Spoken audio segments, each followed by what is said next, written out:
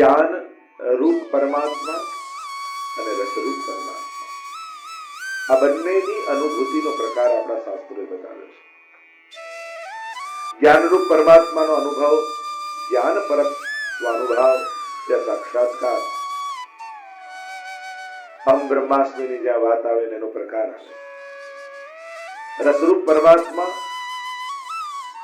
જેમ ત્યાં કણકણમાં ઈશ્વર, તો અહીંયા પણ યો મામ પશ્યતિ સર્વત્ર સર્વમ ચ મયि પશ્યતિ. ભગવદ ગીતામાં भी ભગવાન ने कहा યો મામ પશ્યતિ સર્વત્ર, જે બધામાં મને જુએ. એમ જ્ઞાન પરક વાત લાગે, પણ ભક્તિની વિરંગ અવસ્થામાં એ કણકણમાં દેખાય છે. जित देखो तित श्याम मयि है, श्याम यमुना श्याम गोवर्धन, श्याम गगन गन घटा छई. यो माम पश्यति सर्वत्र सर्वम च मयि पश्यति, મારામાં બધું જુએ. તો એ ભક્તિની સંયોગ અવસ્થા. સંયોગ અવસ્થા એટલે કે પ્રભુ સામે ઉભા હોય ત્યારે પૂરું વિશ્વ એ પ્રભુની અંદર દેખાય, સર્વસ્વ પ્રભુ છે એવો ભાવ થાય. તો ભક્તિમાં પણ એક પ્રકારની અવસ્થાઓ આવી જાય છે. જે જ્ઞાન પરકની વાત કરીએ તો ભક્તિની પણ એક પ્રેમની અવસ્થામાં સર્વમાં એ દેખાય અને એનામાં બધું દેખાય. આ પુષ્ટિ માર્ગમાં બધું એનામાં આપણે જોઈએ છે, સંયોગ અવસ્થા, સેવાની અવસ્થામાં. એટલે જે પણ તિથિઓ આવે, જયંતિઓ આવે, ઉત્સવ આવે, રામ જયંતિ હોય, વામન જયંતિ હોય, નરસિંહ જયંતિ હોય, નવરાત્રી આવે, અને શિવરાત્રી આવે તો ઠાકોરજી વાઘાંબર નો સાજ, વાઘાંબર પહેરે એવો સાજ આવે ઠાકોરજી. દશેરા આવે તો ઢાલ તરવારે ઠાકોરજી લઈ લે. એટલે અહીંયા કોઈનો વિરોધ નથી, તો ભગવાનમાં બધું જોઈ લેવાની વાત છે. મારા ઠાકોરજી જેમ અર્જુનને ભગવાને વિરાટ સ્વરૂપનું દર્શન કરાવ્યું અને અનુભવ કરાવ્યો તો સર્વ દેવી દેવતાનો મારી અંદર વાસ છે, મારાથી બહાર બીજું કાંઈ જ નથી. પુષ્ટિ માર્ગની પણ આ જ ભાવના છે. તમે જેની સેવા કરો છો તમારા સેવ્યમાં સર્વનો વાસ. એટલે એ ચિંતા પણ નહીં રાખવી કે હવે ઠાકોરજીનું કર્યું, નામનું નહીં કરે તો નારાજ થશે, પેલામનું નહીં કરી તો નારાજ થશે. પ્રભુનું ભજો સર્વ લોકો પ્રસન્ન થાય, સર્વ દેવી દેવતાઓના આશીર્વાદ તમને મળે, એમને પણ પ્રસન્નતા થાય છે દેવતાઓ. એટલા માટે સર્વમાં પ્રભુને જોવાની વાત. ગઈકાલે प्रथम श्लोक से प्रारंभ करे तो आज आइए वापस गुनगुनाते हैं और रस दर्शन करते हैं. यमुनाजीના કિનારે એટલા માટે આવી કે ત્યાં યમુનાજી સંયોગીની શક્તિ છે, કૃપા શક્તિ, પ્રભુથી મેળવનારા છે. હેત કર દેત શ્રી યમને વાસ કુંજે. અને એટલા માટે પુષ્ટિ માર્ગમાં યમુનાજીની વિશેષ રૂપે આરાધના કરવામાં આવે છે. શ્રી યમુનાજી ભક્તિના દાત્રી છે, અઘને દૂર કરવા વાળી છે. यमुना के नाम अगदूर भाले. અને શુદ્ધ થવા આવેલી આ ગોપીઓ મનમાં મજા જાગ્યો છે એટલે પ્રભુ અંતર ધ્યાન થયા છે.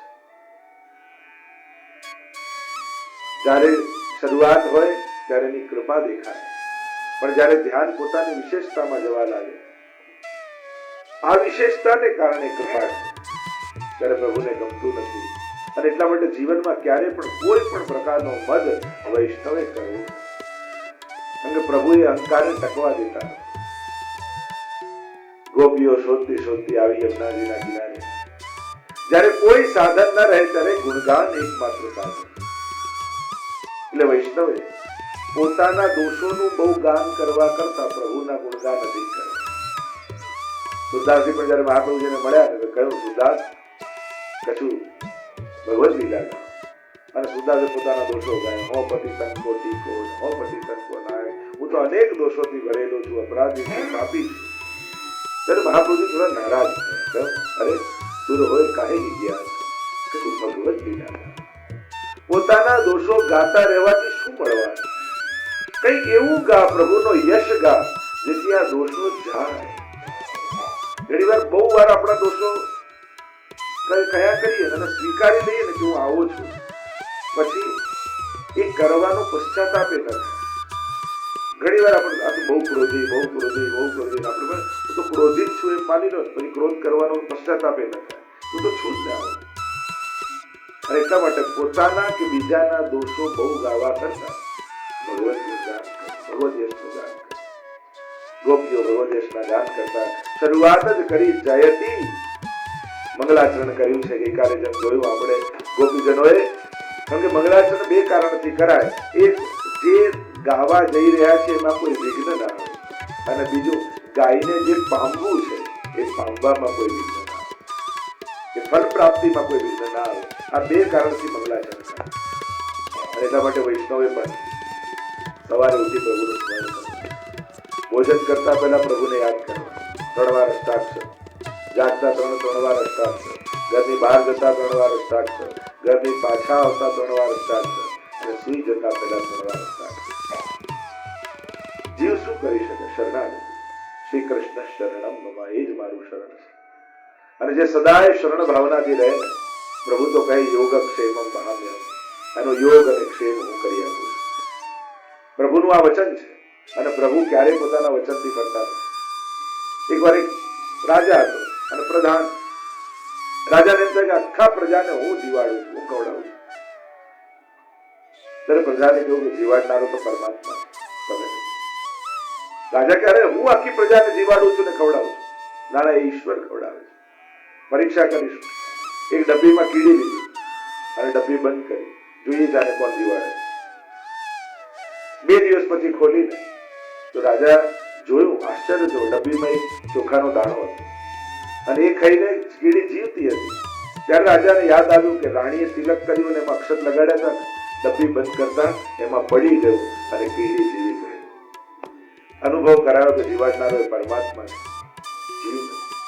હું તો ઘણી વાર કહું, આપણે કોઈને મદદ કરી શકીએ, સુખી નથી કરી શકતા. સહાયતા કરી શકો છો, પણ તમને કોઈ ગેરંટી ના આપી શકો કે સુખી જ થશે. એટલે જીવાડી નથી શકતા, કોઈનું ભાગ્ય નથી બદલી શકતા, કેવલ એ પરમાત્માના હાથમાં. ગોપીજનો મંગલાચરણ કરે. જયતિ તે અધિકમ જન્મના વ્રજ, આપના પ્રાગટ્યથી વ્રજ વૈકુંઠ કરતા પણ અધિક શોભી રહ્યું. હવે લોકો વૈકુંઠ વાસ નથી વાંચતા, વ્રજવાસમાં. આપણે ત્યાં તો વાર્તા પ્રસંગમાં આવે ને કે એકવાર ગુસાઈજી ગોકુલમાં હવેલીમાં વિરાજમાન હતા અને બહાર જોર જોરથી અવાજ થતો હતો. ગુસાઈજી કહો, ગિરધર જોઈને જો શેનો અવાજ આવે છે? બહાર જઈને જોયું તો જોઈને આવ્યા ગિરધરજીને કહેવા લાગ્યા કે બહાર કોઈ ગધેડું મરી ગયું છે અને કોઈ વ્રજવાસી એમને ખેંચી રહ્યા છે. આ સાંભળતાની સાથે ગુસાઈજીના નેત્રો ભરાઈ ગયા. ગુસાઈજી એટલું બોલ્યા કે એ ગધે કે ભાગ કો કહા કહી, એના ભાગ્યની શું સરાહના કરું, મર્યા પછી પણ એનો દેહ વ્રજરોજમાં આળોટાઈ ગયો. અરે ગિરધર, મેરે સાથ ભી એસો હી કર્યો, મારી જોડે આવું કરજો. ઇતિહાસ એમ કહે છે ગુસાઈજી તો સદેહ ગિરરાજની ગજરામાં પધારી ગયા, પણ પોતાનો ઉપરણો મૂકતા ગયા અને ગિરધરજી ઉપરણો વ્રજરજમાં આળોટાવતા અને ઉપરણાનો અગ્નિ સંસ્કાર. એવી વ્રજની મહત્તા કહી છે. આ વ્રજમાં આ રજની મહત્તા છે. યમુનાજીમાં રજની મહત્તા, ગિરિરાજજીમાં રજની મહત્તા અને વૃંદાવનમાં રજની મહત્તા. આ ત્રણેય જગ્યાએ વ્રજ રજની મહત્તા છે. દેવતાઓ પણ આ વ્રજરજમાં આલોટવા માટે લાલાયિત રહે છે.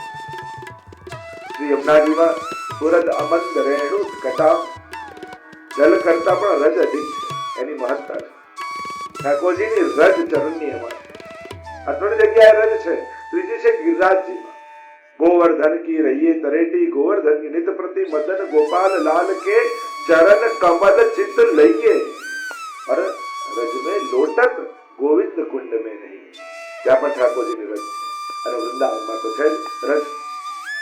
અને આ રજની મહત્તા આપણે ત્યાં ગાઈ છે. ગોપીજનો કહે વૈકુંઠમાં જે સુખ નથી એ તો વ્રજમાં છે. અને એનું પ્રમાણ શું કે વ્રજની મહત્તા વૈકુંઠ કરતા આગળ વધી ગઈ છે. ગોપીઓ કહે શ્રયત ઇન્દિરા શશ્વદત્ત રહી. સ્વયં ઇન્દિરા, સ્વયં લક્ષ્મી વ્રજમાં આવીને વાસ કરે. જે વૈકુંઠની રાણી છે એ વ્રજમાં દાસી બની સેવિકે બનીને સેવા કરે. એવો પ્રસંગ કહે છે ને કે જયારે નંદ મહોત્સવ ચાલી રહ્યો હતો અને ચારે બાજુ એક જ ધ્વનિ ગુંજી રહ્યો હતો. લક્ષ્મીજીને કહ્યું લો આ પ્રસાદ શેનો છે, એકવાર લો તો ખરા. અને જ્યાં લક્ષ્મીજી મુખમાં મૂક્યો, કહ્યું આપના પતિ બાળક બનીને વ્રજમાં પ્રગટ થયા છે, એનો આ પ્રસાદ. ભાગ્યશાળી છો આપ, વિશ્વમાં કોઈ એવી સ્ત્રી નહીં હોય જે પોતાના પતિને બારણામાં ઝૂકતો જુએ. ચાલ ગોવર્ધન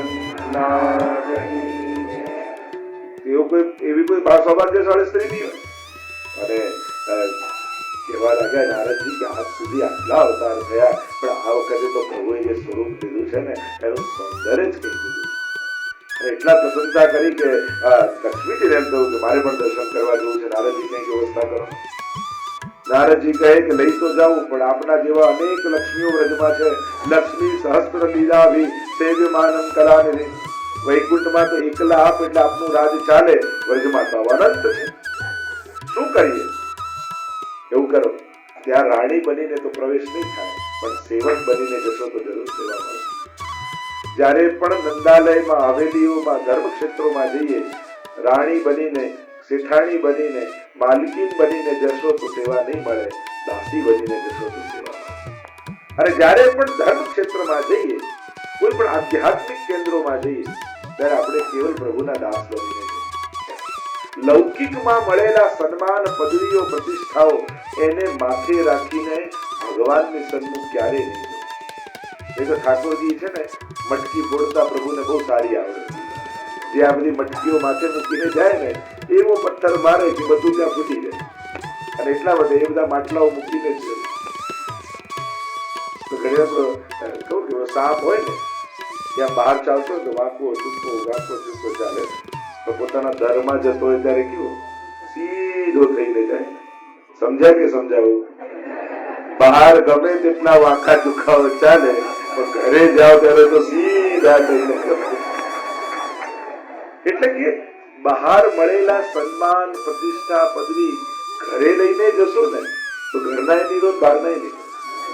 ઘરે તો એક પિતા, એક માતા, એક ભાઈ, એક બહેન, એક બનીને જવું તો જ ઘરના લોકોનો સ્નેહ મળે.